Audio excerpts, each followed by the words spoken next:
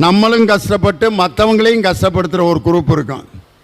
இப்போ உதாரணத்துக்கு பைக்கில் போயிட்டுருப்பேன், முன்னால் ஒருத்தர் பைக்கில் போவார், அவர் பாட்டுக்கு போயிட்டுருப்பார். அவன் என்ன ஒரு டைப்பாக போகிறேன், நஞ்சை நிமித்திக்கிட்டு போகிறேன், அவனுக்கு ஒரு பாடம் கற்பிப்போம்னு பின்னாடி போய் டம்முன்னு மோதுவார். உடனே அவன் எந்திரிச்சு என்ன மோதுற போடு அவனு 2 பேர்த்துக்கு இடையில் சண்டை வரும். டிராஃபிக் கான்ஸ்டபிள் வந்து பஞ்சாயத்து பண்ணி 2 பேரும் போலீஸ் ஸ்டேஷனில் உட்காந்து ரிப்போர்ட் எழுதிட்டு இருப்பாங்க. இவரும் கஷ்டப்பட்டு அவரும் கஷ்டப்படுற குரூப்பு இது. இன்னொரு வெரைட்டி இருப்பாங்க, இவர் சந்தோஷமாக இருப்பார், மற்றவர்களை வேதனைப்படுத்தி சந்தோஷப்படுற ஆள். இது 2வது வகை. இவங்க யாருன்னா பஸ்ஸில் உட்காந்துருப்பாங்க, ஒரு வயசான முதியவர் வந்து நடுங்கிக்கிட்டே நிற்பார்.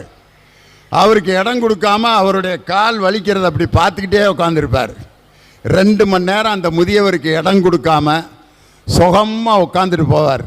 இது மற்றவர்களுடைய வேதனையில் தான் மகிழ்வது. 3வது வகை இருக்கான், மற்றவங்களையும் சந்தோஷப்படுத்தி நாமும் சந்தோஷமாக இருக்கிறது 3வது வகை. இது எப்படி இருக்குன்னா, ஒருத்தர் ஒரு கூடை நிறையா ரொட்டியை கொண்டு வந்து வச்சு பசியோடு இருக்கவங்க எல்லாம் உட்காந்துருந்தாங்க. இந்த ரொட்டியை நீங்கள் எல்லாரும் சாப்பிட்லாம், எடுத்து சாப்பிடுங்க அப்படின்னா எல்லாம் எடுத்துட்டான். ஒரே கண்டிஷன், யாரும் கையை மடக்கக்கூடாதுன்ட்டார். ரொட்டியை எடுத்துகிட்டு கையை மடக்காமல் எப்படி சாப்பிட்றது? எல்லாம் இங்கே அங்கேயும் ஓடுறான். அப்புறம் 2 பேர் ஐடியா பண்ணான், இந்த ரொட்டியை எடுத்து நான் உனக்கு ஊட்டி விட்றேன், நீ ஓ ரொட்டியை எடுத்து எனக்கு ஊட்டி விடு. ஒரு கூடையில் பாதி ரொட்டி அவன் 2 பேரும் சாப்பிட்டான். அவனும் சந்தோஷமாக இருந்தான், இவனும் சந்தோஷமாக இருந்தான். இது ஒரு வகை. இந்த 4வது வகை தான் ரொம்ப சிறந்த வகை. தான் வேதனைப்பட்டு மக்களை சந்தோஷப்படுத்துவதற்கு பார்த்தீங்களா, இதுதான் உயர்ந்த ஒரு வகை.